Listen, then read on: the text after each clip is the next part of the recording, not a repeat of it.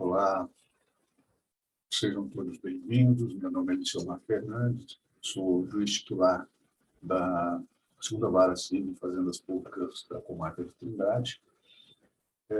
Nós estamos aqui hoje para conversar com os senhores e as senhoras sobre decisões, né? Vamos falar um pouquinho sobre decisões, porque faz parte do nosso curso, a nossa primeira aula sobre decisões. E o que nós falarmos aqui, é importante ressaltar que, é lógico, daremos mais enfoque sobre sentença e, na verdade, todos os atos do juiz no processo são atos extremamente sérios, são atos formais, são atos que demandam respeito às partes. Nós precisamos muito de entender a utilidade e a necessidade das decisões proferidas pelo juiz no processo, de que ele tem que ser feito com o máximo de respeito às partes. Pois bem, por que eu digo isso? Né? Porque, geralmente, o processo ele é longo, às vezes ele é demorado, e no decorrer desse processo, muitos atos praticados pelo juiz, ele tem o seu fundão de chegar ao final e dar a prestação jurisdicional. Quando nós falamos dessa questão de decisão, de respeito às partes, é muito importante que saibamos que existe uma questão em que às vezes o juiz ele não tem noção dessa necessidade, né? Ou até mesmo os assessores que trabalham conosco, por isso é importante trazer aqui neste momento.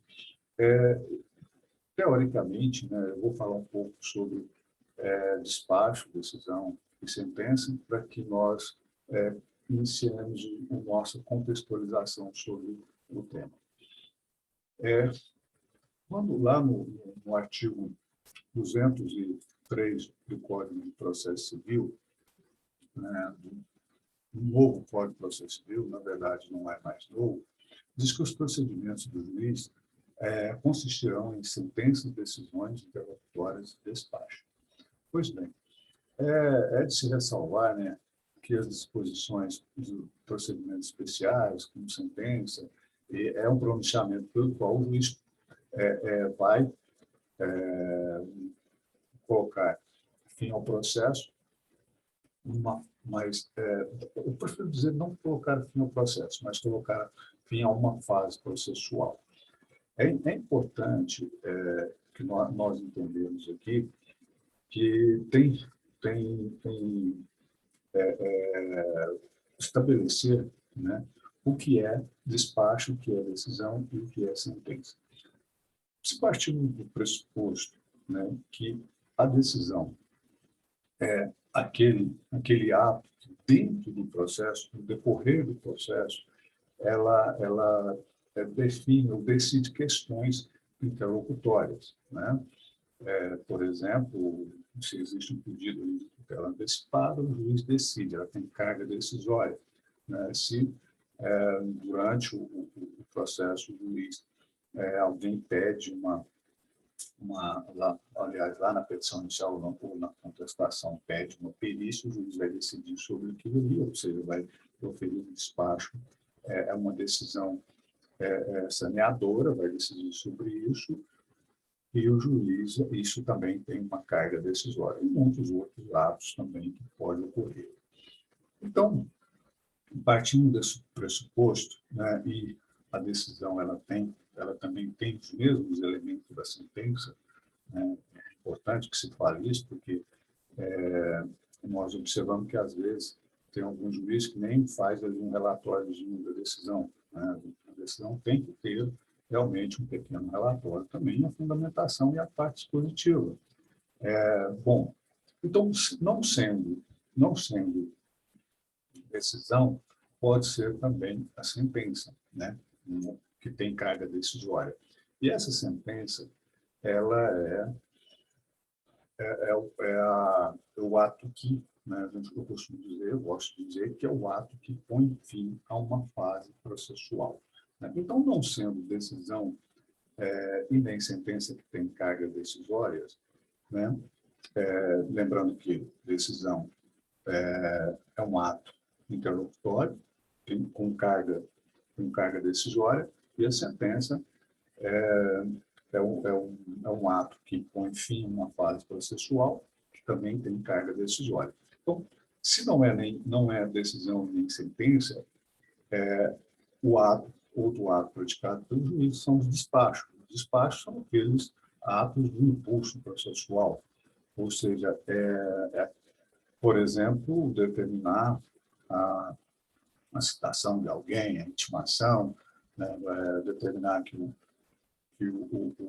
abra-se vista para uma das partes, para o Ministério Público. Isso são atos, atos de expediente, né, que a gente costuma dizer, ou seja, não tem carga decisória.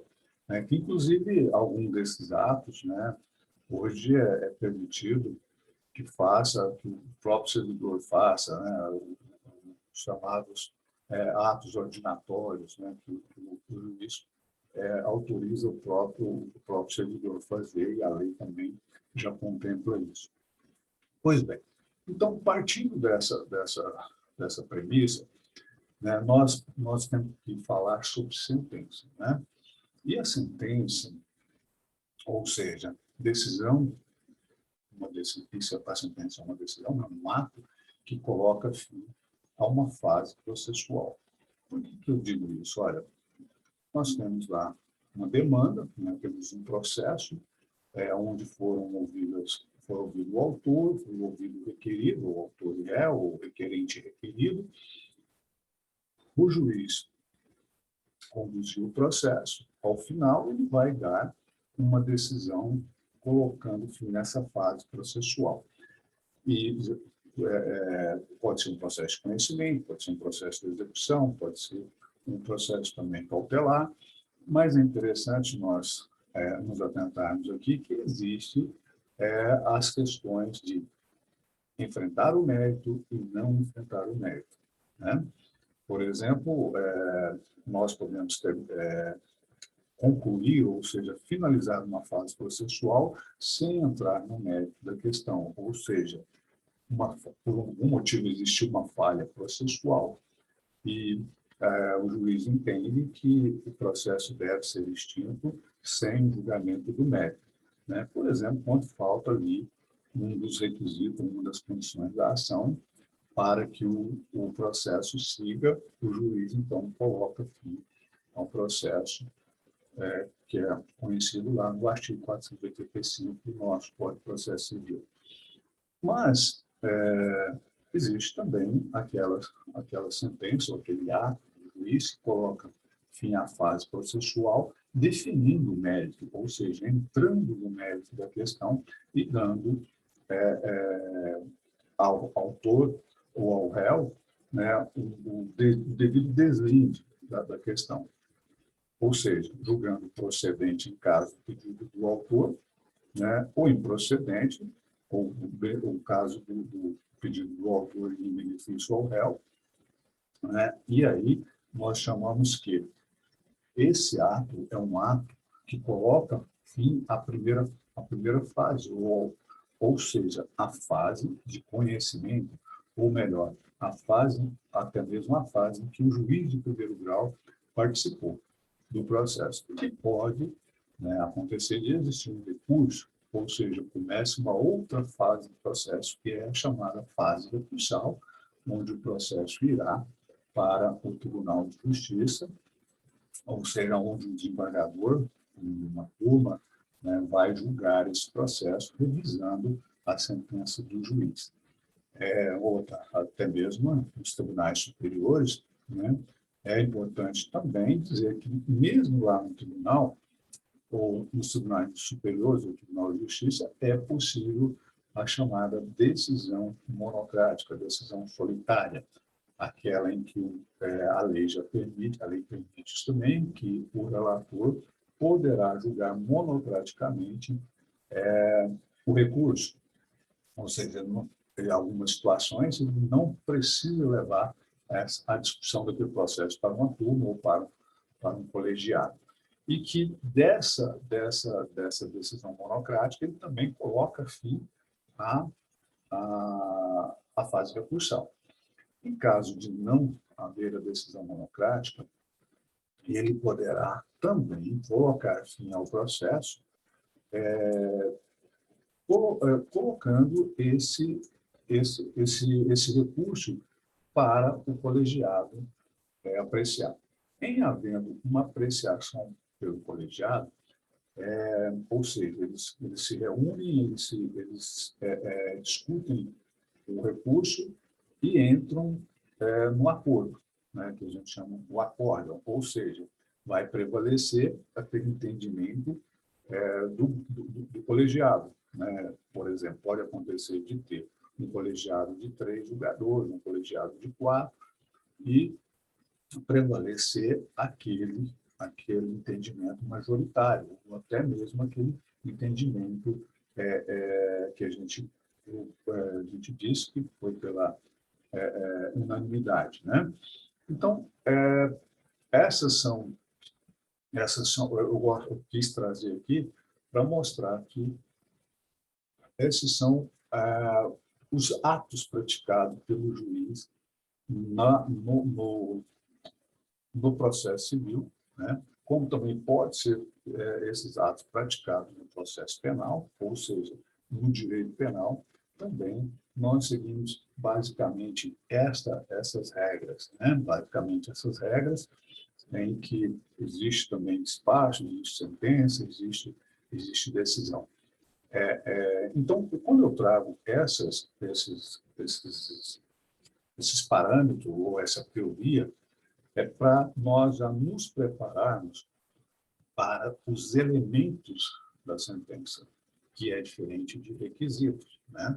Os elementos da sentença, eles estão lá no artigo 489 do Código de Processo Civil, onde nós detalharemos melhor sobre as questões de sentença, da sentença especificamente. Então, bom lembrar que o que não é sentença e nem decisão interlocutória será despacho. Nós nos encontraremos no segundo módulo dessa aula, dando prosseguimento aos elementos da sentença, ou seja, como nós enfrentaremos, como nós trataremos a sentença no Código, no processo civil e também no processo penal. Muito obrigado, aguardo vocês para falarmos dos elementos da sentença.